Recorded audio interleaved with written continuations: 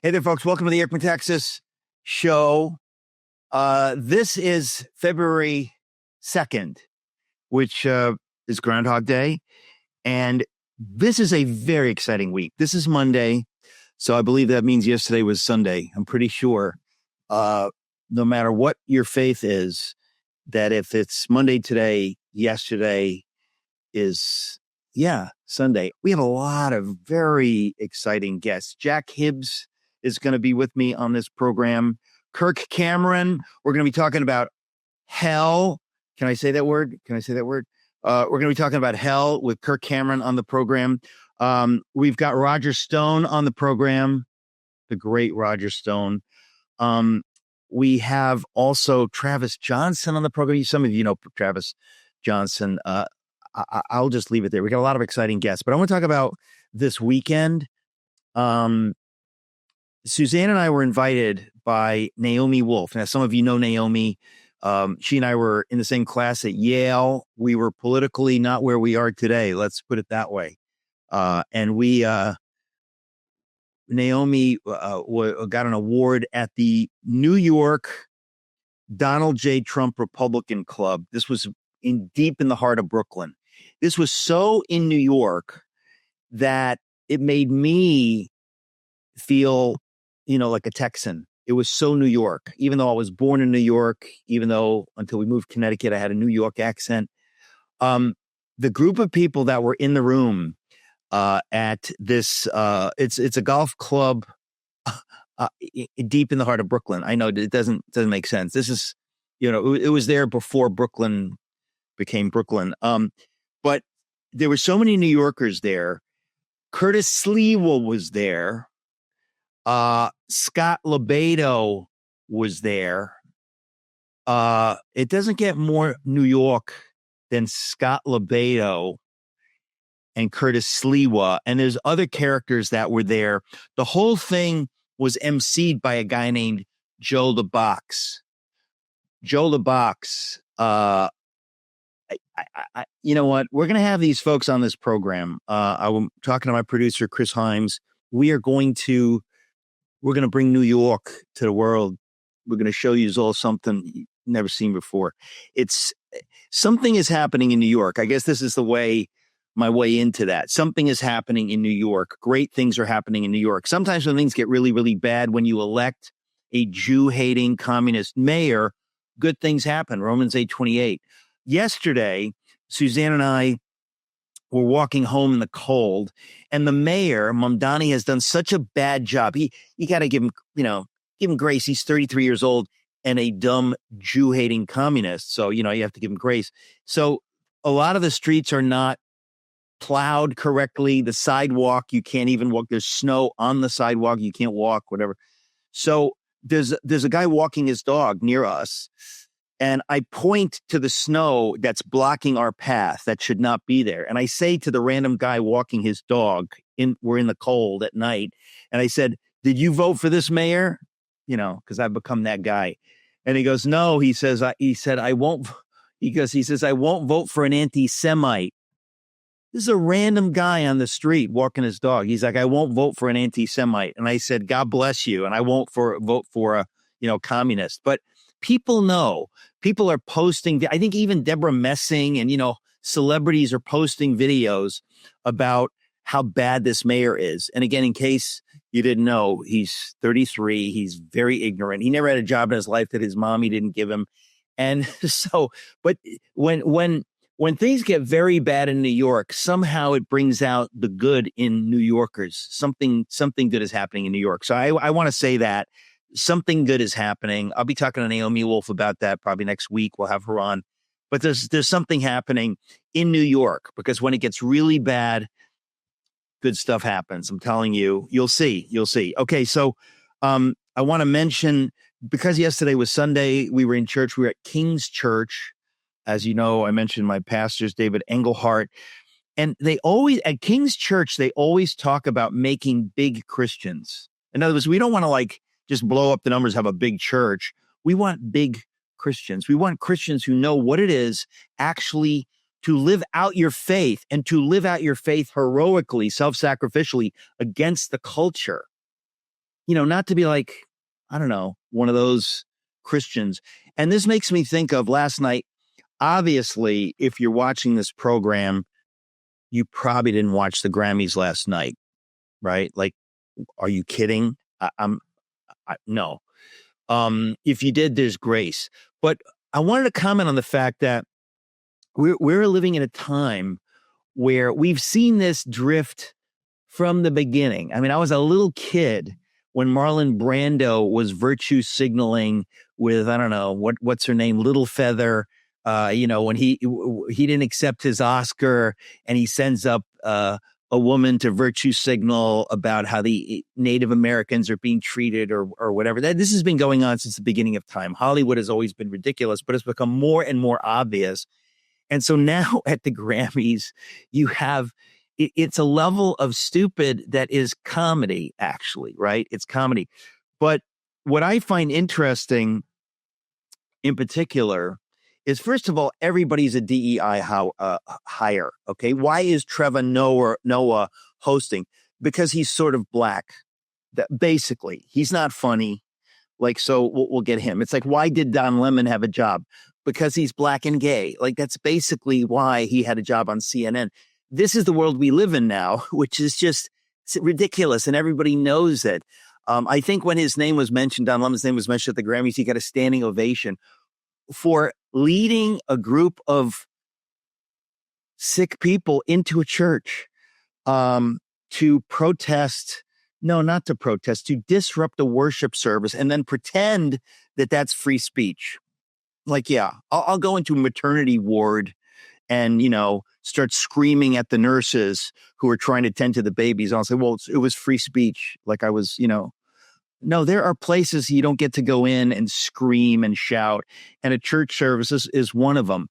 So at the Grammys, to show you where they are, they thought that was free speech. So they gave him a standing ovation. So it's all just woke lunacy. But the last thing I want to say on this subject is that what passes for Christianity is mostly fake garbage Christianity. For example, Justin Bieber, who claims to be a Christian, or he's spoken about God or whatever, he shows up in the Grammys. He performs in his underwear, basically, at the Grammys. He and his wife, these are both ostensibly Christians, right? But they both have to have their virtue signaling ice out pins. You imagine facing real persecution in China today as a Christian. And what would you think of Christians like that? You just want to pat them on the head and go like, it's not, you're not really being brave warriors for Christ, wearing your little ice out pins and stuff. But that's kind of the world that we live in. It's harder, way harder for somebody to say, I am for Trump, than to say I'm pro-Jesus. To say I'm pro-Jesus is a meaningless statement unless you're actually living out your faith in Jesus. So this is what we put in the category of dead religion, right? Like you just blah, blah, blah, I'm a Christian, but you don't want to live it out in a way that's going to be countercultural, that say I believe in borders or that's way too hot. So you won't say that. Jelly Roll was bravely said something about Jesus, and you could tell it was real and beautiful. But anyway, I didn't want to talk anymore about the Grammys. I just want to say a couple things. I'm just fascinated by the looniness of it. Real quick, this Friday in New York City, we are having a Socrates in the City event. I'm going to be interviewing Martin Shaw. I'm reading his book right now. It's pretty amazing, actually. I think it's called Liturgies of the Wild. But if you're in New York or you know somebody who's in New York and wants to come, go to the Socrates in the City website. But it's going to be a real Socrates event in New York. I should have mentioned this for weeks, but I've been kind of busy. So that'll be this Friday, February 6th. Today is Groundhog Day, February 2nd. All right. God bless you. We'll be right back.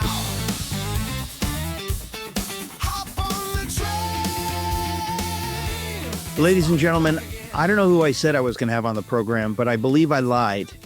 I didn't lie intentionally, which is to say I didn't lie at all. My guest is Roger Stone, the great Roger Stone. Roger, welcome back. You make me happy just to see you. Thanks for coming on. You didn't lie. You just misspoke.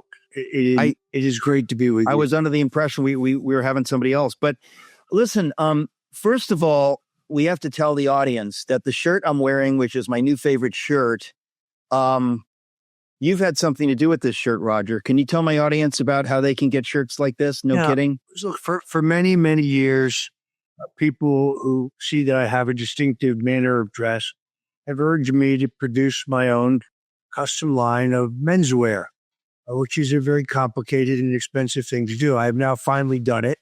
You can go to rogerstonesuits.com, rogerstonesuits.com, and I have a very carefully curated selection of suits, men's blazers, trousers, and dress shirts. You're wearing what you say is now your favorite shirt, which is ironic because it's also my favorite shirt. Is that true? It okay. is. Well, I love the cutaway collars, the extreme cutaway collar. You're wearing a super extreme cutaway collar and a lovely Tattersall vest. Look at you. Yeah, incredible. Well, we've had this unusual cold snap here in Florida, which is a good thing because you can bring out the flannels, the wools, your Hamburgs. I wrote a great piece on the Hamburg that I just posted a few minutes ago. Your Chesterfield coat. I mean, we don't get to do that very often in Florida, as you know. Well, yes, I do know. But so my collar is it's like a cutaway. Yours is even more of a cutaway. Like, I didn't know. Is that a super cutaway? What is that called? It's called an extreme cutaway. The collar is slightly smaller than the one that you're wearing. Yeah. They're both, look, Donald Trump hates this collar, whether it's on you, whether it's on me. Right. He would always say to me, that's a nice shirt, but why don't you have a normal collar? Because I have unbelievable style, sir. Well, look, everybody has their own taste, but I don't think very rarely, once in a while on a Friday, I'll wear a button down collar. Yes. But only on Fridays. Yeah. Well, so if people want to buy shirts like this or whatever, they can go to rogerstonesuits.com. Correct. rogerstonesuits.com will take you right there. Okay. All right. Well, I wanted to mention that just because I was very excited when you decided to come out with, that people can get this clothes. And I said, I want to have you on just to announce it because people like me, we've been waiting for this, so thank you for doing that. I want to talk to you obviously about current events. Where do we even begin, Roger? Where do we begin? What are you thinking about? Well, I think that Donald Trump's foreign policy has been brilliant. On the one hand, you have the neocon element in the party that's still quite influential, despite the fact that today this is the party of Trump. And in both the cases of Iran and Venezuela, of course, they wanted a full-scale invasion, boots on the ground, long-term commitment, unfortunately, American casualties. And then you have the extreme isolationists who say, well, we shouldn't get involved in either place at all. I don't agree with that. So I guess I consider myself, like Trump, generally speaking, a non-interventionist. So what he's done here is to project American power in a very limited but effective way. For example, in Iran, taking out their nuclear weapons development program without the loss of a single American life, without any stay-behind troops, but he launched a devastating blow at the regime. I do think, and I had former Senator Bob Torricelli, was a member of the Senate Foreign Relations Committee, on my radio show this weekend. And he made the point that the same kind of limited projection of power could now be used in Iran. In other words, strike the Iranian National Guard, Republican Guard headquarters, some of their authoritarian keepers in very targeted attacks. That doesn't mean long-term, endless foreign war. You saw the same thing in Venezuela, which very clearly not about regime change because we didn't change the regime. It was about going in and arresting one man who was the centerpiece of narco trafficking into the United States, of both fentanyl and cocaine, by the way, in a police action, in a law enforcement action, flawlessly backed up by our military. Once again, though, no boots on the ground, no long-term commitment to war, no American casualties. That's what I love about Donald Trump.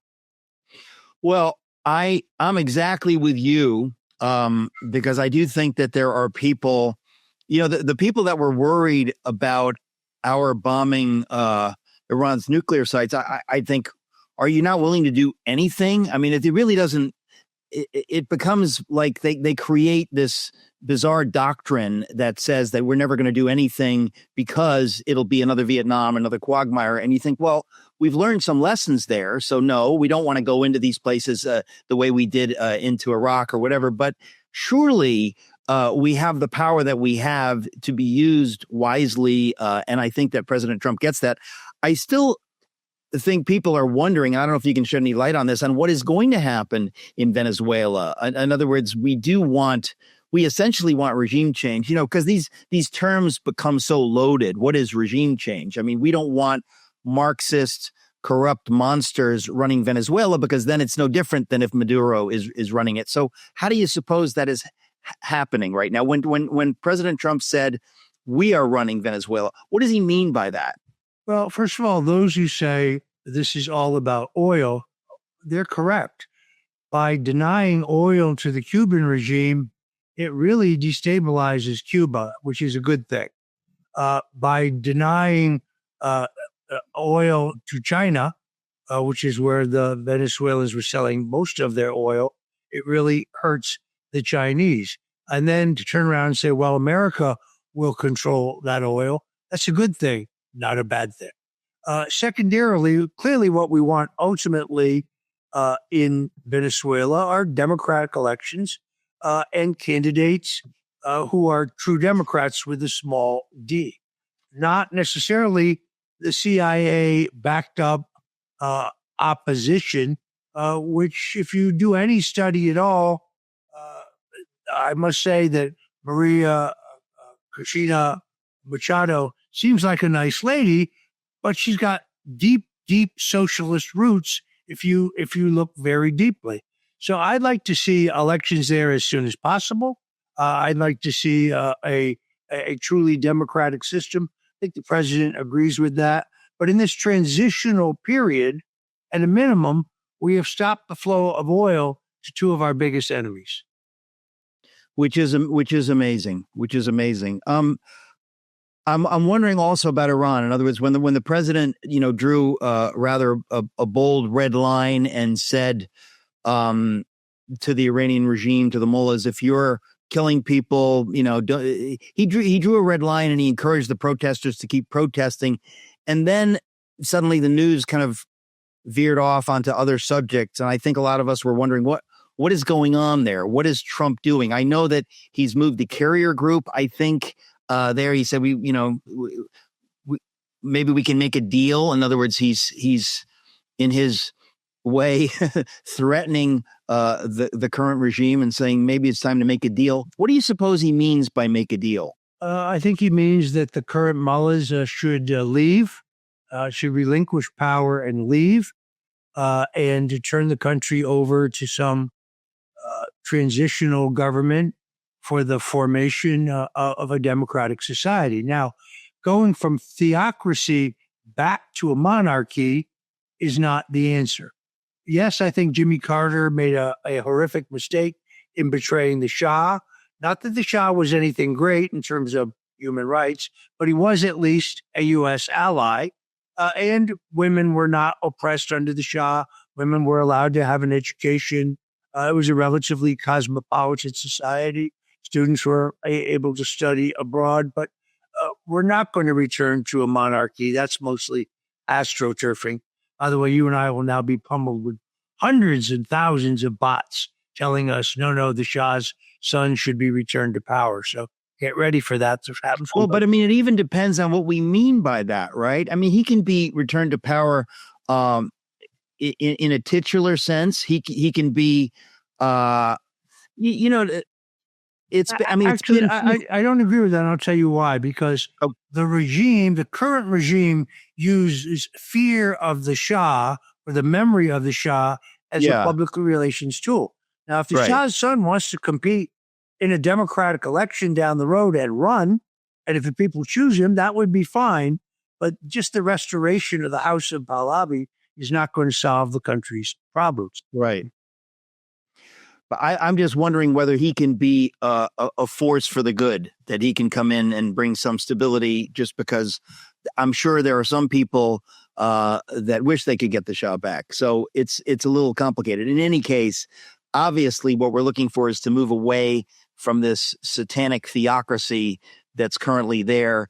And do you think that there's a timeline for the president right now? Because I'm not sure what's going on with the protests there. Again, the news is not really clear. Have they been simply crushed? I'd say a couple things. First of all, I think people need to recognize, given the brutality of this regime, which in the past has done mass public executions as a way to intimidate the people and to crush the opposition, just the act of protesting in that society takes enormous courage. I think the estimates on the number of people slaughtered by the government are low. We've seen that around 18,000. My sources tell me it's closer to 36,000. This is an incredibly brutal regime. But Donald Trump is not a man to be trifled with. And I think that things like his actions in Iran previously, his actions in Venezuela, means that world leaders realize that, unlike Joe Biden, who might, if the Chinese invaded Taiwan, he would send a strong letter of protest. I think that they recognize that Trump is a man who says what he means and means what he says. And therefore, I suspect that there is, right now in Cuba, for example, I think that there are a lot of very tight sphincter muscles. I think they're very, very nervous, and they should be. Secretary Rubio and Trump, I think, have made it very clear that we're not going to tolerate Marxist narco terrorism and Marxist narco trafficking in this hemisphere. Take, for example, Honduras. I mean, first of all, yes, I was an advocate for the pardon of the former Honduran president, largely because President Hernandez was framed. If anyone will examine his conviction in New York under the Biden Justice Department, Juan Orlando Hernandez, the president of Honduras, signs an extradition treaty, the first one in history of the United States. He extradites two of the biggest murderers and drug dealers in the country, drug traffickers. They both go on trial. They're convicted in New York. They're in prison. And then they're released for prison in return for their testimony against Hernandez. Now, when you go look at the entire case file, that's the only evidence against him. There's no financial records. There's no evidence of the transfer of money or drugs. You have two convicted murderers and drug dealers with an axe to grind testifying against him. This was done to get him out of the way politically. So the president valiantly, and I think correctly and justly, pardoned Hernandez on a Friday. By the way, I was paid nothing for my advocacy. This idea that I was paid nothing. I studied the case and I read a compelling letter that President Hernandez wrote to President Trump. I prayed on it for a week before I forwarded the letter. I read everything in the case file, the trial transcripts, all the exhibits, all the filings by both sides. By the way, Hernandez's defense lawyer, in the middle of his trial, vanished, disappeared. And the trial judge appointed a defense attorney who worked closely with the prosecution to convict him for the balance of that trial. But then on the following Sunday, 2 days later, the nationalists won the election in Honduras, and they won it honestly. It was very close, but there's a lot of disinformation out there. But the socialist regime, the Libra regime, the Marxist regime that was aligned with Maduro, aligned with the regime in Cuba, aligned with the Chinese, was defeated. All of this has to do with the courage of Donald Trump. While the corrupt federal elites have been quietly building wealth through cryptocurrency, hardworking American patriots have been left behind. Today, I want to tell you about Metaxascrypto.com. They're bringing access to cryptocurrency wealth to real Americans. Crypto is supercharging President Trump's America First economic miracle, and now you can be a part of it. I've partnered with Block Trust IRA because their mission perfectly aligns with President Trump's Make America Great Again agenda, smashing down the barriers between loyal patriots and the financial freedom they deserve. Their Animus AI trading platform works 24/7, analyzing market data and executing advanced crypto strategies that are beyond simply buy and hold, helping true American patriots build impressive wealth in Trump's historic economic boom. There's a reason their system was named the #1 crypto technology platform by Bitcoin Magazine from over 1,500 global competitors. Whether you're a teacher, truck driver, small business owner, or retiree watching inflation eat away your 401k, Block Trust IRA's advanced Animus AI gives red-blooded Americans the same advantages as those coastal elites. Right now, their clients are seeing over 250% returns on their investments. And with military-grade security, investments are protected by up to $200 million in insurance.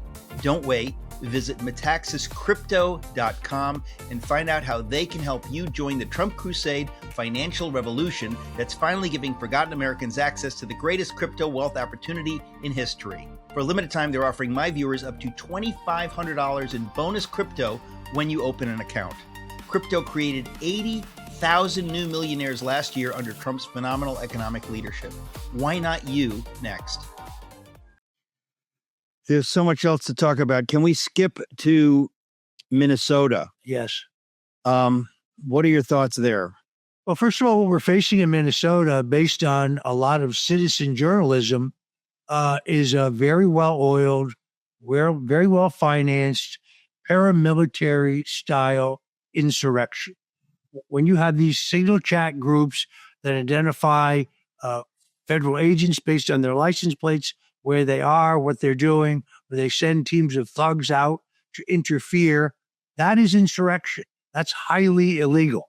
The fact that the lieutenant governor of Minnesota and Tampon Tim Walz's chief political operative and campaign manager were involved in these signal traps, I find very, very troubling. So this is not indigenous, grassroots, peaceful, spontaneous protest. This is a well-oiled machine, just like we saw in the Antifa and Black Lives Matter riots in 2019 and 2020. So the question is, what can the president do about that? He must know that. So what do you suppose he can do? I think he has the ultimate nuclear option of invoking the Insurrection Act. I do think that there are some problems. I mean, ICE agents come from a more extensive law enforcement background. They have a lot more training, whereas Border Patrol agents, many of them, don't have extensive law enforcement background and have undergone only cursory training. Now, supposedly, when an arrest is made, a team is supposed to comprise of 3 ICE officials and 3 from the Border Patrol. The expertise of the Border Patrol is arresting people. That's what they do. The purpose of the ICE agents is to stop any interference with that arrest. But the team that arrested Alex Pretty was all Border Patrol. And frankly, in many of these cases, the optics are not good. Let's not lose sight of the fact that 70+% of those, even in Minnesota, who have been arrested, have criminal records either in their nation of origin or here in the United States, or they're awaiting trial for crimes committed here, and they should be deported. I think it's good that the president is talking to the governor, but at the end of the day, the conditions the president have laid out, the governor can't possibly agree to. So this idea that Trump pulled back or Trump blinked or Trump threw in the towel, all of that is false. And if you look at it on a day-by-day basis, the arrests for deportation have continued at the same pace they were previously. I think the president's done a smart thing by sending Tom Homan there to get a firsthand look at what's going on. I think he's going to make some changes at the Border Patrol, but I see no lessening in the president's commitment. And ultimately, if he has to, I don't think he wants to do this, but it is certainly an option, he could invoke the Insurrection Act of 1807. Now, instead of dealing with Border Patrol and ICE, these violent protesters and thugs will be dealing with the U.S. military, who just demonstrated how capable they are in Venezuela. Let's go also to the election fraud. We know the election of 2020 was stolen. More information is coming out. Tulsi Gabbard was recently in Georgia. What do you suppose is cooking there? What do you think is I think there's a happening? couple things going on simultaneously. First of all, for those who keep saying all of this was decided in Georgia, Trump's just raising this in, this has all been, that's all false. The same people who say, oh, Trump brought 60 different lawsuits and he lost all of them. No, he brought 60 lawsuits and none of them were heard. They were all dismissed on the basis of technicalities, usually standing. So the evidence of election fraud in 2020 has never been before a federal court for adjudication, nor has it been largely in front of state courts. Secondarily, of course, we know that a Fulton County official, Fulton County, Georgia, testified before the Georgia State Election Board only weeks ago and said, yes, there were 315,000 votes for which we have no signatures and no record. That's a violation of state law. That's known as probable cause. Trump only lost by 11,000 some odd votes in the final count.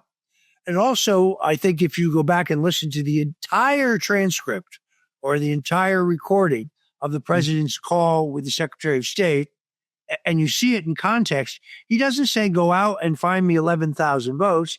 He says, you have already inadvertently counted more than 11,000 votes. So just finding enough illegal votes that have been counted would make me the winner, which it would have. But then there's the other front, which is the electronic voting machines.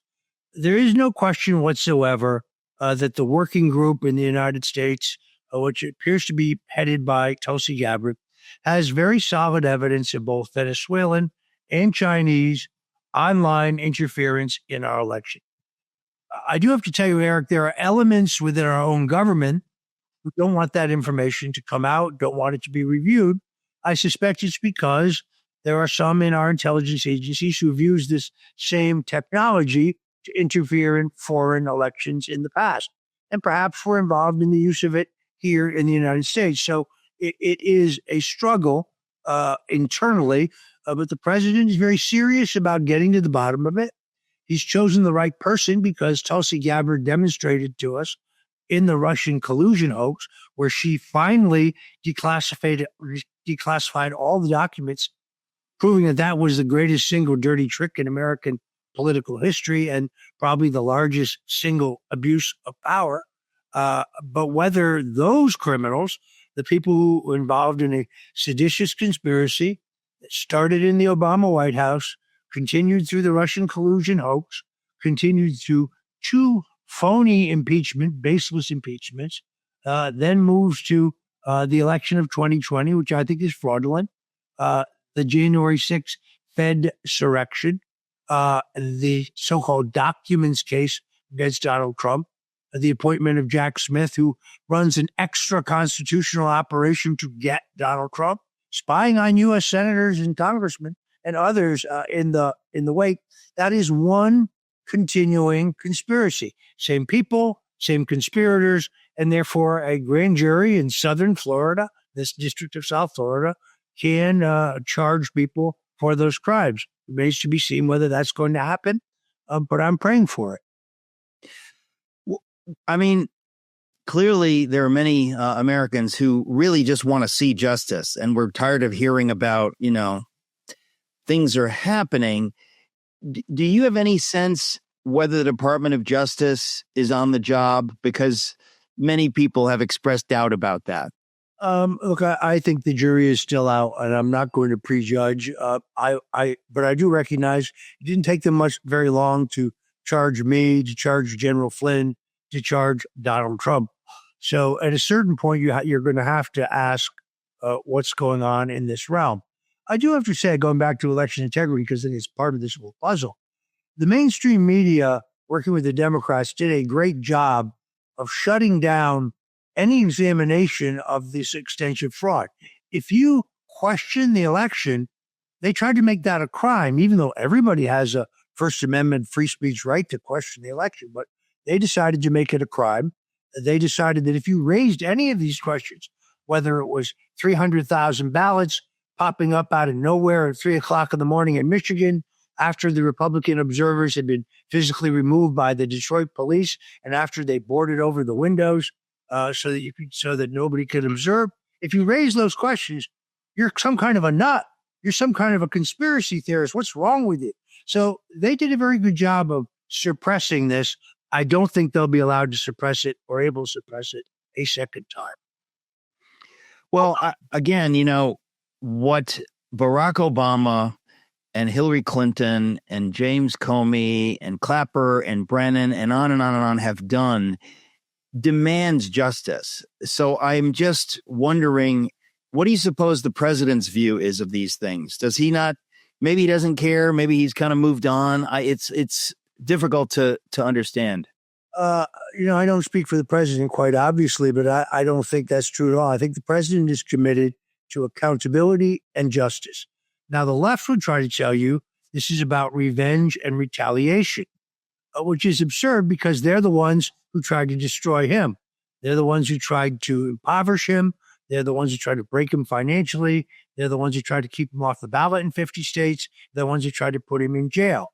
And now, when you go back and examine how they broke the law and violated the Constitution, they say, oh, that's retaliation and revenge. No, it's accountability and justice. I think the president is still deeply committed to it. I mean, and we have to, say, why do we care what they say? They lie so horribly. I mean, it's really a fascinating thing that we're worried about what they say, or they're going, oh gosh, they'll call Trump a fascist and authoritarian. They've been doing that since 2016. So at this point, I really do hope that we push all this stuff through. I think that we need a thorough cleansing, that America cannot really, we can't go forward unless we deal with what happened starting in 2016, but obviously with the election fraud. It's a subversion of the will of we the people. Doesn't get worse than that, Roger. Like, that's it. That's the end of America. If we have elites kind of running things and saying, well, it's nice what you people think, but we don't really care. We're going to do what we want to do. And, the deep state, I don't know about you, but I had not heard of the term deep state until the end of 2020. It's the first time I heard that term. And I thought, deep state, what's the deep state? Because that's how naive I was. And I think most Americans realize that we have a decades-long problem that needs fixing. You have been great at helping me, see this going back, through Reagan to JFK, that we have had this elite class in D.C. running things. And that's not what the founders set up. I just finished a 600-page book, which I wrote on the American Revolution. And it is so astonishing to me how far we have drifted from the founding vision of what America is supposed to be. And I think most Americans would like to go back to that. But in order to go back to that, we have to deal with the last 60 years. And obviously, again, you've been really great in explicating what it is that we've been, gaslit into believing. Well, and the president has been a real leader. He's certainly shown the leadership to get to the bottom of who really killed John F. Kennedy. He's shown the leadership to get to the bottom of who really killed Senator Robert Kennedy. He's committed to getting to the bottom of who really killed Dr. Martin Luther King, because I don't think the individuals charged in any of those cases, I've written books on a couple of them, are actually the perps. Dwight Eisenhower put it best when he was leaving. He warned us about the military-industrial complex, the buildup of power between some in the bureaucracy, the think tanks, the defense contractors, and so on. And they have had a disproportionate amount of power. The last thing in the world they expected was the election of Donald Trump. I mean, everybody knew this was going to be Jeb Bush versus Hillary Clinton. It was kind of heads you win, tails I win. It didn't really matter. So Trump has changed things in a profound way. He staged the greatest single comeback in American political history something the odds were overwhelmingly against. I happen to think divine intervention is a key factor in that, because on paper, it should not have been possible, but it happened. And I point out to you, we carried Arizona while our U.S. Senate candidate, Kerry Lake, lost. We carried Wisconsin while our U.S. Senate candidate there lost. That's highly improbable, if not impossible. So I think there's still interference in our elections. Thank God we have a man in the White House who is committed to exposing all of that and exposing the foibles of the deep state, and who is deeply committed to both peace and prosperity. Before we go, Roger, I have to ask you, can you give us any wisdom? You don't have to if you don't want to, but on what's going on with Tucker Carlson. I could not be more mystified by his drifting into some of the places that he's drifted, some of which seems to me to be openly anti-Semitic. It just, I cannot figure it out. What's going on? Tucker Carlson is a good friend of mine. I frankly don't think I'd be with you here today if he hadn't been a full-throated advocate for my pardon when I was framed in the Mueller investigation. I haven't talked to him recently, so I can't tell you his point of view. I find the attacks on him equally tedious. Beyond that, I really have no comment. Well, I'm glad I asked you, and I appreciate that. Roger Stone, we love you. Thanks for coming on. Great to be with you. And that is a great-looking shirt. I don't like alarmism. I don't like fear-mongering. I especially don't like people who profit from panic. But I do believe in telling the truth, especially when the markets are reminding us how fragile things are. Over the last few weeks, we've all watched the volatility, stocks swinging, confidence shaking, longest-standing assumptions suddenly looking less solid.